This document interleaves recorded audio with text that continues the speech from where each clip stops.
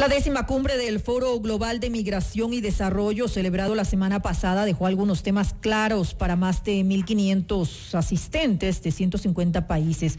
El canciller José Valencia señaló que se tomó la decisión de pedir la visa humanitaria para regularizar y ordenar el paso de los que llegan al país. Ecuador, como tantas otras naciones de Sudamérica, padece una gran cantidad de influjo de migrantes venezolanos que huyen de la crisis política y económica en su país. Los protagonistas de la noticia en Notimundo. Así es, en Notimundo Estelar están los protagonistas de la noticia. Está ahora mismo con nosotros el embajador Santiago Chávez. Él es o fue el presidente del Foro Global de Migración y Desarrollo, la 10ª cumbre que se desarrolló la semana pasada. Embajador Chávez, bienvenido a Notimundo, muy buenas noches. Muy buenas noches, gracias por la entrevista. Embajador, ¿existen ya las conclusiones de este Foro Global de Migración y Desarrollo? Sí, hay una serie de conclusiones que se pueden sacar. Realmente yo creo que a nivel nacional, primero le diría que tenemos algunas conclusiones interesantes en el sentido de que este foro tiene una estructura especial. Participan estados, participan 3 mecanismos institucionalizados dentro del foro, que son el mecanismo de negocios, el mecanismo de la sociedad civil y el mecanismo de alcaldes. Los 3 tuvieron participación específica dentro de lo que es este proceso dirigido por los estados. Pero también los jóvenes líderes e igualmente los académicos. Por iniciativa de la presidencia ecuatoriana estamos dando los pasos para incorporar a la academia dentro de la parte institucional. Pero ¿cómo funcionan estos 3 mecanismos de los que usted nos está hablando en estos momentos? Voy justamente. Voy a decirles que desde el punto de vista de los resultados a nivel nacional, una de las cosas fundamentales es el fortalecimiento de cada uno de estos grupos, ¿no? Eso es importante. La Cancillería, por ejemplo, viene trabajando desde hace ya largo tiempo en el fortalecimiento de estos grupos, especialmente a través de las mesas nacionales de movilidad humana, donde actúan todos estos grupos, absolutamente todos, ¿no? Incluyendo las organizaciones internacionales que tienen que ver con la migración. Entonces, es fundamental que, por ejemplo, la sociedad civil se organice mejor y participe mejor, que los alcaldes también y los hombres de negocios, los empresarios que tienen mucho que ver en los temas, por ejemplo, de contratación laboral, puedan insertarse dentro de las entidades internacionales que manejan estos temas. Y eso ha sucedido. Entonces, nosotros ahora lo que debemos hacer es fortalecer la parte institucional. Nosotros tenemos cosas muy interesantes que mostrar, ¿no? Que no tienen otros países, por ejemplo, de nuestra región y del mundo. Tenemos, una constitución que habla de movilidad humana, un plan nacional de movilidad humana, una ley orgánica de movilidad humana, una parte institucional, una estructura que llega a todo el país a través de las coordinaciones zonales, tanto de la Cancillería cuanto del Ministerio de Gobierno. Y entonces, está bastante más desarrollado legalmente el tema de movilidad humana en el Ecuador que en la región. Yo diría que bastante más, sobre todo que en países de Centroamérica especialmente, ¿no? En América del Sur hay desigualdades. Yo diría que el Ecuador está a la cabeza en estos aspectos. Hay otros países que también se han preocupado mucho, tienen quizá pequeñas cosas diferentes, pero se han preocupado también por desarrollar una estructura de movilidad humana. Pero nos estamos preocupando también del tema de la xenofobia. Según indicó un informe de la Asociación de Venezolanos en nuestro país, es alarmante la cifra, se ha incrementado un 70%. ¿Se está trabajando también en ese sentido? Claro. El tema de la xenofobia es un tema que va justamente con el tema de la movilidad humana y para eso, por ejemplo, hay que hablar de los resultados a nivel internacional de esta cumbre. Esta cumbre, ¿qué es lo que ha hecho? De alguna manera ha logrado algunos consensos importantes para el establecimiento de políticas públicas, por ejemplo, dirigidas al combate de la xenofobia, que no es la única cosa. Este es un tema transversal y esto es lo fundamental, ¿no? El tema de movilidad humana hay que verlo en relación muy directa con otros temas que son muy importantes. Por ejemplo, el tema del género, ¿no? El tema del clima que está ocasionando en este momento mucha migración a nivel internacional. El tema del comercio, el tema de la seguridad que exigen las comunidades de acogida. Muchísimos temas están en concordancia, es un tema transversal la movilidad humana a nivel mundial y está en el tope de la agenda internacional, tanto de gobiernos cuanto de organismos internacionales. Ahora, en términos prácticos, embajador Chávez, lo que habría que buscar es un justo medio entre la protección del derecho a la movilidad, que está bastante desarrollado en nuestro país constitucional y legalmente, desde el punto de vista humanitario, con la posibilidad de que como Estado podamos darles la posibilidad de cobertura de salud, de educación, trabajo y todo lo que demandan los grupos migratorios que llegan a los diferentes países y en el caso específico al Ecuador. Totalmente de acuerdo. El tema de las migraciones es un tema de equilibrios, ¿no? Entonces, el manejo de las migraciones tiene que hacerse equilibradamente y a nivel colectivo. Entonces, eso es fundamental. Reuniones como esta 12ª cumbre sobre migraciones a nivel mundial son fundamentales porque eso permite que todos los actores puedan aportar, puedan expresar sus opiniones y se puedan obtener consensos sobre políticas públicas o sobre iniciativas concretas que se van desarrollando, como por ejemplo el uso de la tecnología aplicada en la migración, las nuevas tecnologías, ¿no? El intercambio de experiencias que pueden ser replicadas en otras partes. Nosotros, por ejemplo, hemos mostrado en un evento paralelo que ocurrió acá dentro del foro, el proceso de Quito, la articulación del proceso de Quito fue impulsada por el Ecuador, que es realmente una buena práctica internacional. Ya se lo mostró también el año pasado en la Conferencia de Cooperación Sur-Sur de las Naciones Unidas y puede replicarse en otras regiones del mundo. ¿Cuál es el proceso de Quito? Cuando se trata de migración forzada.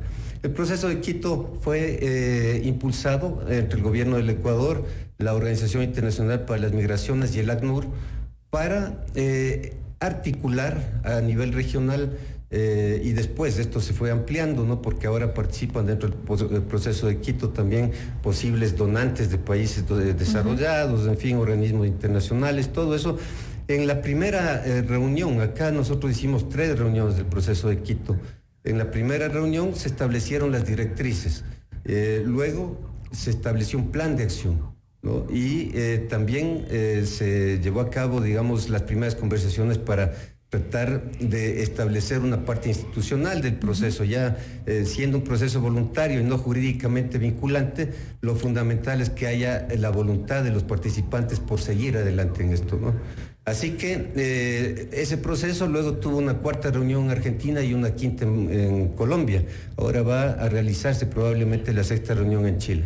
Ahora, embajador, ¿cuánto le cuesta al país este alto número de migrantes? Hablamos en materia de salud, en ayuda social. Es importante también contar con el aporte de organizaciones internacionales. ¿Hasta qué punto dependemos de eso? Mire, lo que es cooperación técnica y cooperación financiera son fundamentales, son 2 elementos vitales dentro de lo que es la migración. El Ecuador ha venido recibiendo flujos de migrantes desde hace 20 años prácticamente con recursos propios. Entonces, nosotros hemos tomado algunas iniciativas, hemos realizado una ronda de donantes acá.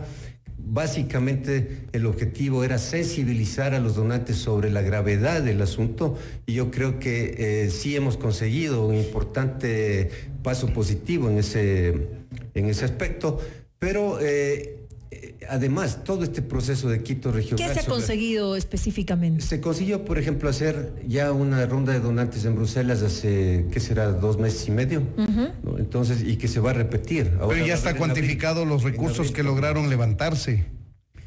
Bueno, la Cancillería, yo creo que por primera vez realizó un ejercicio con el apoyo de un grupo de consultores extranjeros para cuantificar hasta 2021 cuánto necesitaba el Ecuador. Nosotros, haciendo esa cuantificación, llegamos a la conclusión de que necesitamos alrededor de $500 millones. Ahora... ¿esto es anual? No, hasta el 2021, desde el año 2018. Entonces, luego la Cancillería tomó otra iniciativa que yo creo que es sumamente importante, especialmente para obtener cooperación técnica y financiera, que es pedir al Banco Mundial que realice un estudio. Tengo entendido que ese estudio está ya terminado. En los próximos días seguramente lo van a entregar. o ya lo han entregado. ¿Y hacia dónde se enfoca el estudio? El estudio se enfoca justamente a mostrar la información que se ha recopilado en base a los datos aportados por todas las entidades nacionales que tienen que ver con el tema de la migración y ver asimismo una especie de censo que hizo el Banco Mundial sobre ese tema. En realidad era sobre una muestra bastante más pequeña que este registro que se está haciendo actualmente. Sí. Y luego también tiende, digamos, a dar algunas conclusiones justamente sobre cuánto se necesita realmente para poder afrontar esta crisis, ¿no? Embajador Sánchez, algunas de las políticas, Chávez, discúlpeme, algunas de las políticas que se establecieron, políticas públicas luego de este Foro Global de Migración y Desarrollo. Bueno, mire, la verdad es que hay mucha cosa que decir sobre el foro. Hay una serie de desarrollos, primero yo diría a nivel de resultados internacionales, todo lo que es el seguimiento de lo que ha venido haciendo el foro desde el año 2007. Esta es una reunión que se ha venido realizando anualmente en distintas regiones del mundo, ¿no? De tal forma que acá uno de los resultados fundamentales es que todos los participantes llegaron a la conclusión de que el foro era necesario, ¿no? El año pasado se firmó el Pacto Mundial para las Migraciones y por ahí aparecieron algunas personas que pensaban pues que quizá el foro ya no iba a ser necesario, sino que los países tenían que concentrarse más en el cumplimiento de lo que es el Pacto Mundial de Migraciones. También se firmó el año pasado el Pacto Mundial para los Refugiados. Entonces ahora el foro viene a ser una especie de puente entre los dos pactos, primero, antes que nada. Luego, el foro tiene dentro de lo que es su objetivo la implementación, especialmente de los textos, de los compromisos que están establecidos justamente sobre el Pacto Mundial para las Migraciones. Entonces, ahora en esta reunión de Quito se llegó luego de un análisis que se hace dentro de una compleja estructura que tiene este foro, se llegó a la conclusión de que el foro está absolutamente vigente y que tiene que continuar. Hemos trasladado la presidencia a Emiratos Árabes Unidos, que es el país que lo va a continuar. Es muy importante asimismo pensar que ciertas iniciativas muy concretas, como por ejemplo el tema que mencionaba yo hace un momento, del uso de la tecnología aplicada en la migración o el intercambio de experiencias, el intercambio de ofertas de servicios, por ejemplo, en materia de migración, se expuso acá en el foro a través de iniciativas y proyectos muy concretos. Entonces, nosotros mostramos 10 iniciativas a nivel mundial que se han ejecutado o están en proceso de ejecución sobre distintos temas, que son temas del día a día, como por ejemplo la búsqueda de mercados, por ejemplo, para pequeños emprendedores, ¿no? La utilización de plataformas para eso, el tema de, el tema de servicios en general, ¿no? El tema de remesas, el tema de género mismo aplicado a los asuntos de migración. Entonces, cosas muy concretas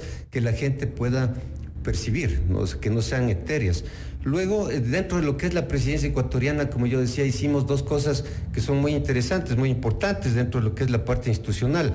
La una, dar seguimiento al proceso de inclusión institucional de los jóvenes. Dentro de los 270 millones de migrantes que hay en este momento, tenemos 28 millones de jóvenes sobre, digamos, un rango de edades entre 14 y 18 años. Estamos hablando de temas globales, ¿no? Sí, de temas globales. Entonces, nosotros creemos que ellos deben tener una voz propia porque tienen además una percepción propia de cuáles son sus principales necesidades. Así que estamos en eso. Y la academia, las universidades, los estudiosos sobre temas de migración que deben aportar mucho con datos y con análisis precisamente para mejorar todo este tema que se resume en una cosa, que es mejorar la gobernabilidad mundial, la gobernanza mundial de la migración.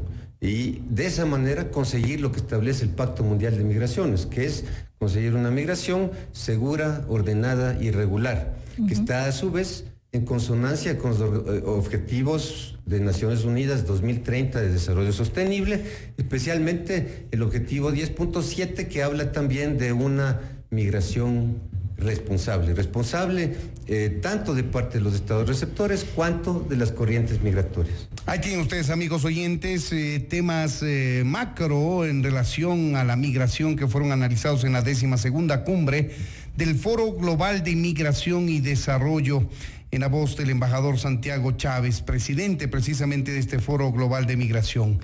Queremos agradecerle, embajador, por habernos atendido. Encantado de estar aquí, muchas gracias. Muchas gracias. Esto es Notimundo, amigos, siempre bien informados.